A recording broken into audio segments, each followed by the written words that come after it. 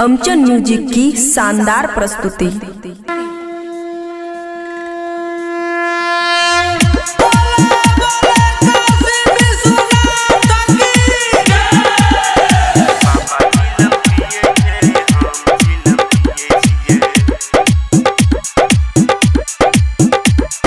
खुशी recording studio बलुआहा। भांग धतूर के भोग लगाबे भोलेनाथ, पी के चिलम मगन में रहे छे भोलेनाथ। भांग धतूर के भोग लगाबे भोलेनाथ, पी के चिलम मगन में रहे छे भोलेनाथ। हम छिए बाबा के भक्त, भक्ति में छिए मगन, जेहन गुरु तेहन चेला हम भक्त छिए। हमर बाबा चिलम पिए छे, हम चिलम पिए छिए। बाबा चिलम पिए छे, हम चिलम पिए छिए।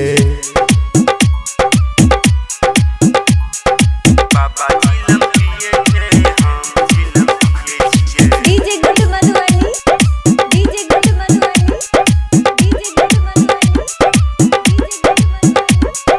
बाबा चिलम पिए छे, हम चिलम पिए छिए। प्रेम से बोली डमरू वाले बाबा की। एक चिलम में दुनिया घूमे लागे गोल गोल, जब चढ़े छे बाबा के चिलम के असर। एक चिलम में दुनिया घूमे लागे गोल गोल, जब चढ़े छे बाबा के चिलम के असर। जे पिए छे से जाने छे एकर स्वाद केहन छे। बाबा गजेरी छिए, हमहू गजेरी छिए। हमर बाबा चिलम पिए छे, हम चिलम पिए छिए। बाबा चिलम पिए छे, हम चिलम पिए छिए।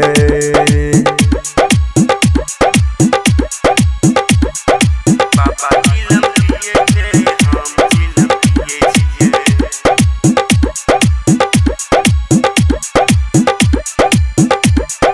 खुशी रिकॉर्डिंग स्टूडियो बलुआहा। पीपल के पत्ता के गोल गोल घुमा के चिलम बना के, ओमे गाजा भर भर के। पीपल के पत्ता के गोल गोल घुमा के चिलम बना के, ओमे गाजा भर भर के। लके भोलेनाथ के नाम सोटा मार गरागर, जेहन गुरु तेहन चेला सुबह से तू हम छिए। हमर बाबा चिलम पिए छे, हम चिलम पिए छिए। बाबा चिलम पिए छे, हम चिलम पिए छिए। खुशी रिकॉर्डिंग स्टूडियो बलुआहा।